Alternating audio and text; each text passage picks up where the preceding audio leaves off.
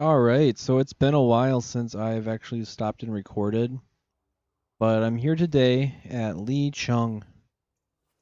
Good old Lei Chung. He does upgrades for shield generators, amongst other things, and that's actually why I'm here today. I spent the time and I got myself into Isling Duval so I can get the prismatic shield generators, and I'm here to upgrade them today. Now, I'm trying to do a little bit of over engineering, so I did the thing that Mini did. Yeah. So if you check here, I'm gonna do the reinforced shields 5, and as you see here, I've collected a ton of materials. I have enough for 54 upgrades. I don't need that many. In fact, this ship, this is my Imperial cutter. I don't usually use this ship. Well, at least I'm trying not to use it for combat because I did finally get my Fed Corvette. But before I was here, I was using the bi-weave shields, which before I had put this on here, I had like 2,873 shield strength, and this is with the default. I am sitting at just over 4,000, just under 4,000 shields. I can't math. Just under 4,000 shields. But one of the things I had with the bi-weave is I had a relatively high shield regen rate. And I think that kind of made up for it because I could sit, and if I was running into any sort of rough patches, which usually didn't happen, I could just back off. But I wanted to get these upgraded for this ship. They're not my primary focus. My primary focus is going to be the 7A shields, which still waiting for those. They're on the way. We should check how long they're going to be. But they're on their way. It's going to be about 40 minutes, and they should arrive here. Well, wait, that's not. Where's the ones that are transiting at the bottom? 28 minutes, and I'll be able to do those. But I'll splice it so you don't have to wait that long. I'm going to probably drop about 10 on this shield because this is still one of my favorite ships. I like how it plays out a little bit better. This ship, I'm using a bunch of turreted lasers. I don't know why I keep going out of the menu, but a shitload of turreted lasers and then a gimbaled multi-cannon, which I use just to debuff the hull so the lasers can do better. But I like this setup with this ship. It's not the best for quick killing things. It is the best for like the cutter in my opinion because I have a shit turn radius. But with the Imperial or Federal Corvette, that since that ship is very agile, I would almost say use on ungimbaled weapons, but I play with an Xbox controller, so that's an option. Got to use the gimbals, so I'm going to do that. All right, without further ado, let's do 10 of those. 4 shields.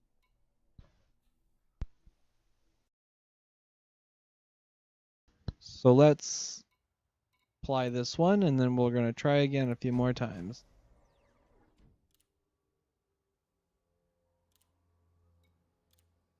And I'm going to actually speed these up a little bit because I don't think you should all have to sit and wait for these. I've already gotten a bonus to optimal strength, which is what I'm here for. Regen rate's borked though. Whatever. Its regen rate is so slow. With a huge explosive resistance bonus. That's nice.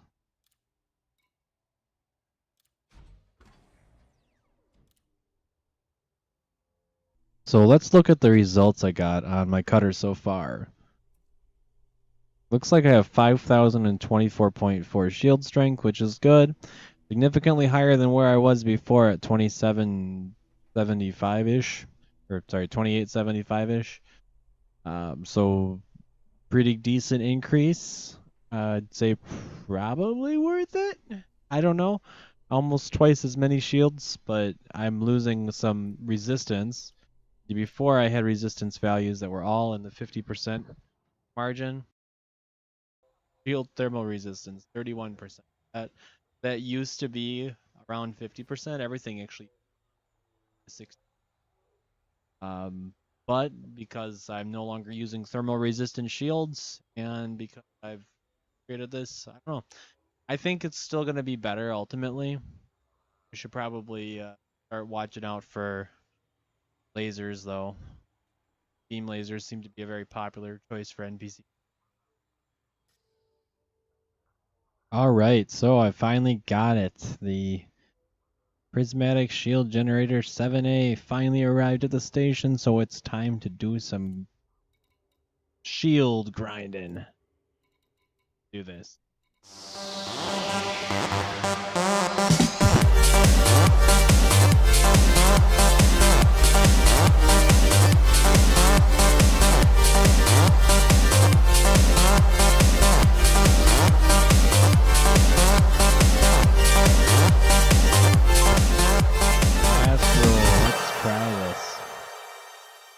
I'm gonna let it do the old slow roll, so it can really show me that it's not getting what I want. Oh god, that's bad. 12% down. Yeah, it doesn't get much worse than that.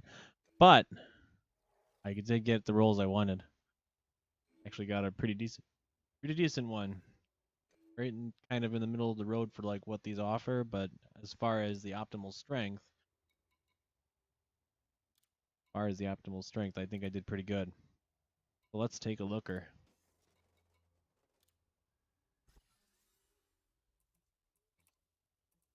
Oh, I'm not going to really compare values here because this is a 7A shield compared to my 8B Biweave. I'm sure it's going to be a little different. Still, there's shield strength, but so this is the modifications that I got. So I got mass and hull mass. That doesn't really matter that much. Strength, 38%. Yeah, that's huge. So up from 150 all the way up to 207%. So that's pretty huge, in my opinion. Regenerate, of course, destroyed. Broken regenerate, nasty. Don't let it break. Distributor draw, just so much higher. Not 0.69 from 0.60. I mean, it's still one of the higher distributor drawing parts. Resistances are increased. I lost some thermal resistance. Well, it still says it's still up. Oh, from -20 to -4. Well, okay. So I got a significant chunk of thermal resistance, which is good. But yeah, I like it. I'm gonna go slap it on my Federal Corvette, and we'll see what that looks like. So, yep, gonna do some splicing. Yeah.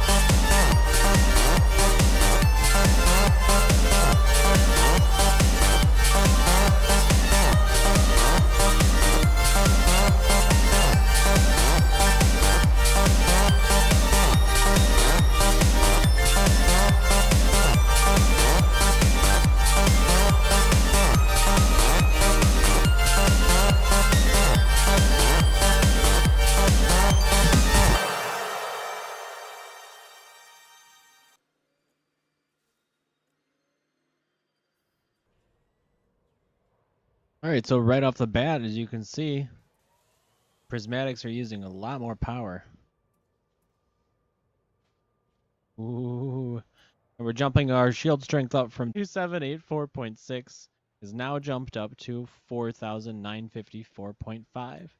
So as you see, my shield rating is actually really not that far from my cutters on my Imperial Corvette, even though I am using an 8 as opposed to a 7, a prismatic shield generator.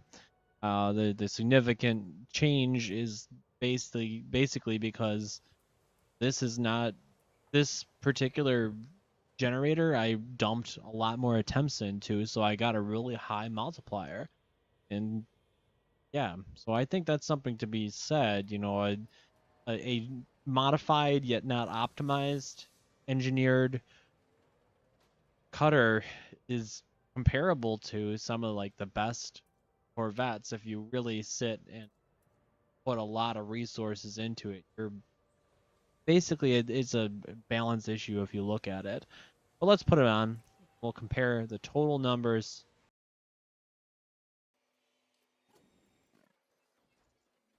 So for our new values, we're looking at 4,955, 62.5, 24.2, which is significantly lower, 68.4, which is slightly higher. I'm going to put a little thing in the upper corner so you can see all the differences, and yeah. So I'm satisfied with my results. I have a significantly higher shield strength on my Federal Corvette and my Imperial Cutter if I choose to use those shields. I do still like the bi-weave gens. I think they're just fine, at least for the cutter. But for the Federal Corvette, something was lacking. Anyway, thanks for watching. Everybody have a wonderful day. Goodbye.